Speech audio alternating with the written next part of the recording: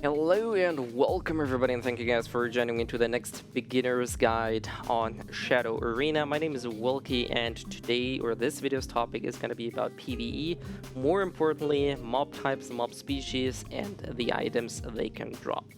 This will be a lot of information to take in. This is not so much a strategic guide, for example, like the combat one or the map one, but this is really just about the drop tables, the things that we know / I know, and giving you guys an overview to understand better what kind of mobs there are in the game, because there are quite a few different types of mobs in Shadow Arena. So knowing what they do and whether or not they may be good or bad on your journey either to farm specific stuff or just want to win the game might be helpful to you. So let's talk about the very basic thing, the normal common trash mob. These spawn as soon as you leave the center of the map as a black blob. So as soon as you start landing, there are gonna be trash mobs around you.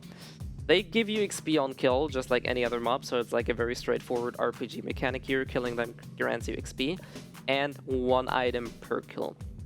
Now there's two things that I want to talk about here. One, normal mobs can almost drop anything. There are two exceptions to this rule. The first exception, you cannot get any altar item from the normal mobs, so you're not gonna get, for example, an elixir of life from a trash mob. You're not gonna get a goddess blessing buff or an Oz Eye. The second exception to the rule are crab buffs. I will talk about crab buffs in the later section of this video, but with those two exceptions, or excluding those two things, the normal mobs can drop anything in the game. What they can drop is gear. Gear ranges from white, green, blue, yellow, all the way up to red, so even trash mobs can drop red gear. It is RNG. They can drop potions, buffs, for example, these these blue or red crystals, so the red one gives you AP, the blue one gives you DP. They can also drop skill books. They can also drop the red dragon summon. You probably have seen this if you played a few games, that sometimes there's a dragon flying across the map. This is also a consumable that you can find from these mobs. Also, they are, at least to my knowledge, the only source of lightstones. Lightstones appear as these purple, sort of crate-like looking boxes. They look like a crate. You see some bottles in there.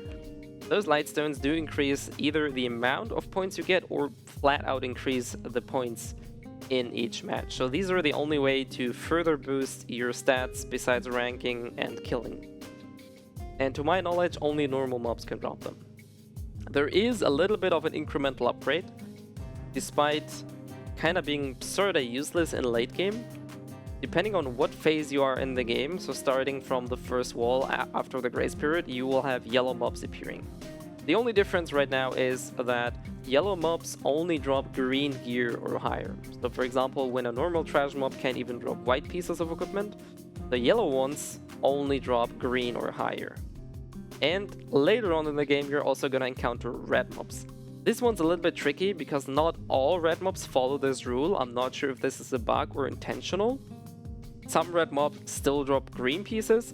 Some red mobs only drop blue or onward. So generally, the harder, if you will, the mob is, the better the quality of item is. They can still drop anything else. They can still drop stuff like muskets. They can still drop potions. They can still drop buffs. But in terms of gear itself, the better or stronger the mob is. Very similar to like an RPG. The higher the mob is, the better the gear it drops.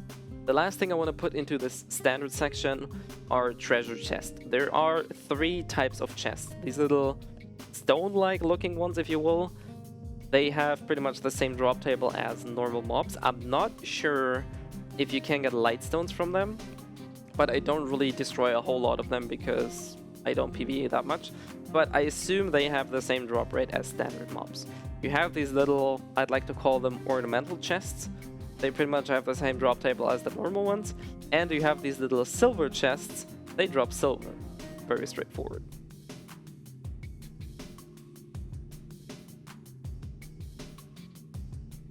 So going over to the next section, which I'd like to call special mobs. There's gonna be a variety of mobs that you can potentially encounter in Shadow Arena.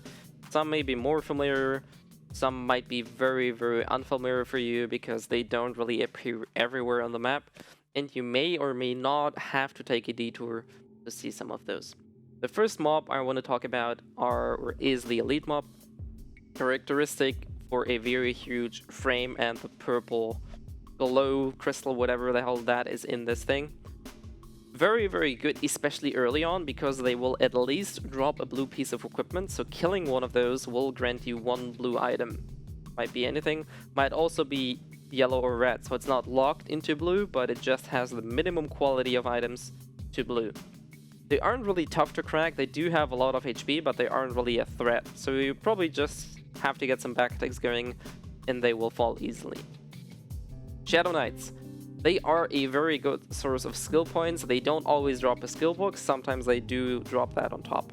They usually spawn around Heidel and Galish, pretty much everywhere where there's more than one or two human-made buildings, but they are not always there, and sometimes they are very scarce, so it's not like you're gonna be encountering a whole lot of them.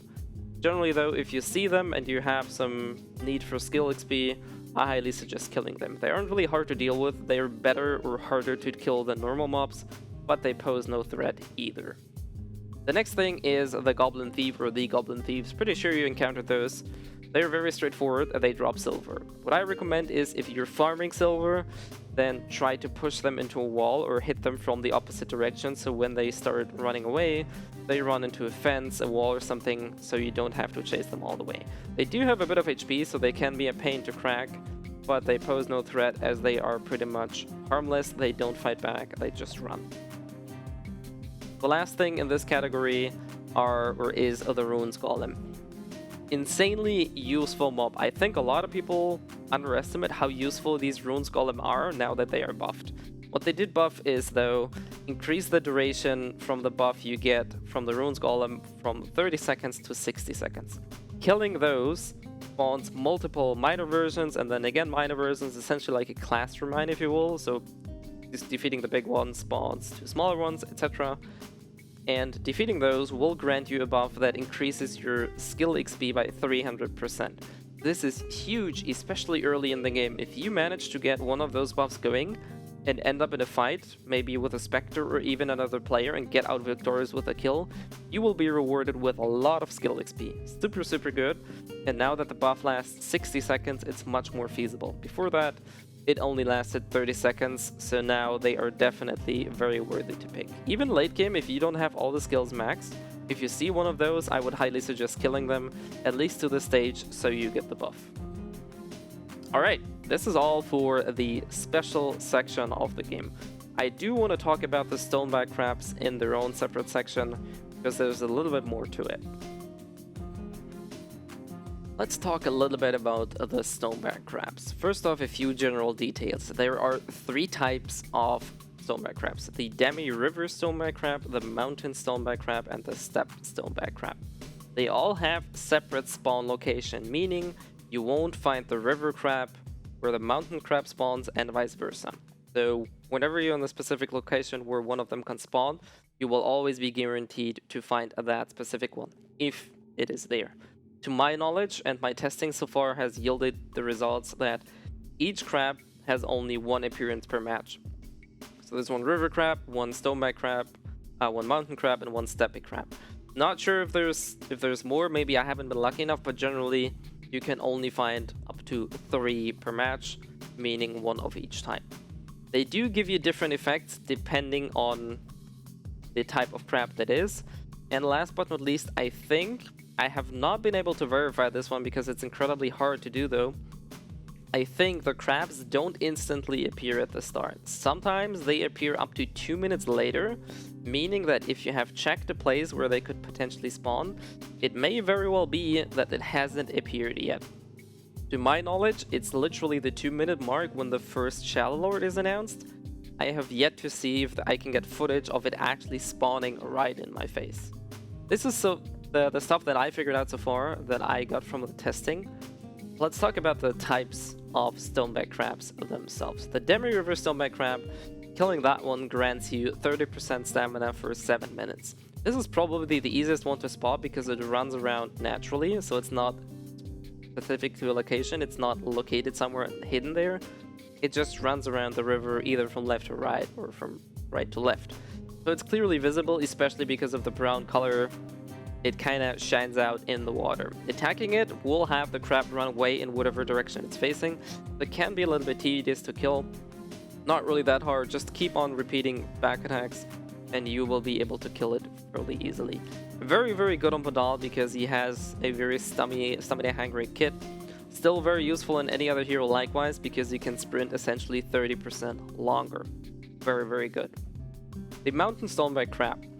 This is probably the most controversial one because a lot of the Korean players and one person in specific is kind of causing an uproar because he uses / abuses this crab quite a bit.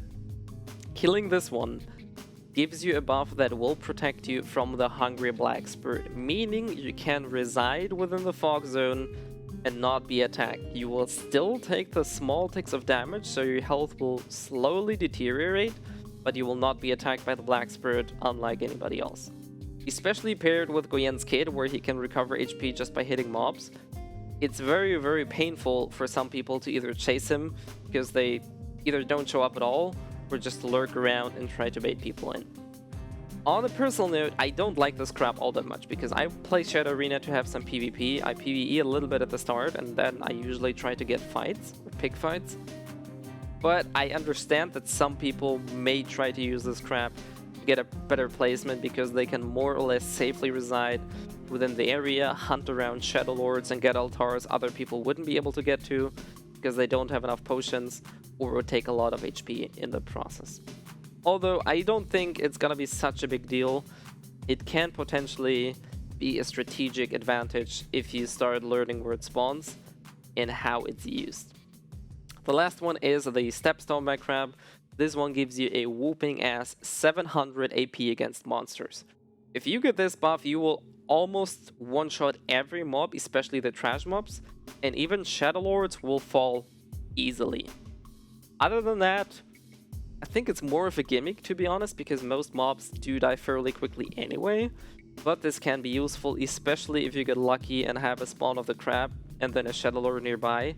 It's very, very easy to kill Shadow Lords with that, and honestly, if I have to rate them, I'd rate the Stamina 1 place 1, the PvE monster damage tier 2, and last would be the Shadow Lord buff or the protection from Hungry Black Spirit for me, simply because I don't really like that playstyle. However, I do understand that it might be somebody's alley play that way, so feel free to do so. I posted screens here on the map where I found the crabs. You can also use the map provided by Pearl Abyss. So far, I managed to line up the spawns they posted with my spawns. Sometimes I did not manage to find one of these crabs at all, so there may be additional spawns, or they may not always spawn. This is up for debate though. I have not been able to get a clear testing of that one done yet. So, this sums it up for the PvE / mob and monster guide. I didn't talk about Shadow Lords because I covered them in the other guide, but I'm fairly certain Shadow Lords are pretty straightforward.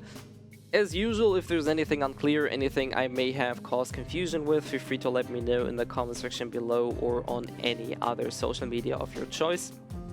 As usual, I will be very gladly taking any comments up and answering there as well. This is it for this video. Hopefully it was useful, and I will catch you guys next time.